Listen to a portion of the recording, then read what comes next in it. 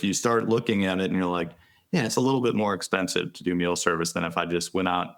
But like, what is that couple hours at the grocery store worth for you? What is my time worth? And do I want to be sitting in line at a fast food place, or do I want to hang out with my kids for 30 more minutes? To me, it's a win-win. When you have limited time, you have to figure out, how do I maximize and be intentional about my time so I maximize the time I have to do what I want to be doing. Welcome back to our Happy Rainmakers Video Series, where point one can make a difference.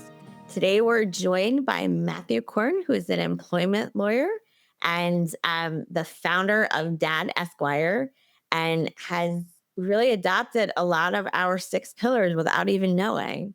Thank you very much for joining us today, Matthew. Yeah, happy to be here. You've managed to figure out how to do things that are very important to you by trying to save time in spots where you can. I think you had a post recently about buying some convenience products that were healthy food, even though you knew you could prepare that yourself. Because as a lawyer, you bill so much time, you have 4 kids, you've got a lot going on. Buying your fruit cut up and your hard-boiled eggs already made is probably the only way that you can make sure you get some healthy food, right? I think about that a lot, and I think about it in terms of delegation and knowing the value of your time. So I think lawyers are kind of acutely aware of what their time is worth. We bill, and in my firm at least, we bill in 6-minute increments, and so every 6 minutes, I know what the cost of that is. And so I think about that a lot, and I'm like, not necessarily that it takes me 12 minutes to hard boil eggs and peel them. I know what that's worth. Not that I'm going to go spend that 12 minutes doing a little extra billing necessarily, but I know what my time is worth. And I look at it and say, all of us have 24 hours in the day. If we're sleeping 8 hours, we have 16 hours to get work done or to do whatever else we want to do with that time. And I think about it as, if it's going to bring me joy, if it's something I enjoy doing, then I should do it. I look at every task that I can delegate and say, is this something I can delegate? Does it make sense to delegate it, financially or from a time-based standpoint? Well, I think that is very smart. We tell the unhappy, overwhelmed, overworked lawyers that are looking for resources that, point one can make a difference. If you take 6 minutes, you might be able to figure out how you can save time somewhere. You might be able to hire somebody to do a task that takes a lot of time that you don't like. You might be able to find a grocery delivery or a meal delivery service you want to eat a little bit better, not eat chips out of the vending machine instead of lunch.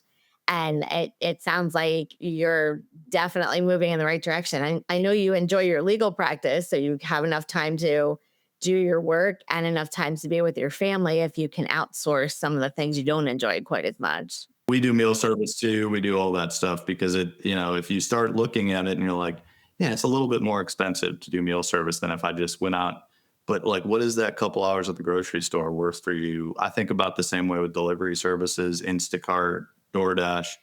What is my time worth? And do I want to be sitting in line at a fast food place, or do I want to hang out with my kids for 30 more minutes? Like, it's worth something for me to support, that person that's going to do the delivery for me. And I can tip them really well and help them out too.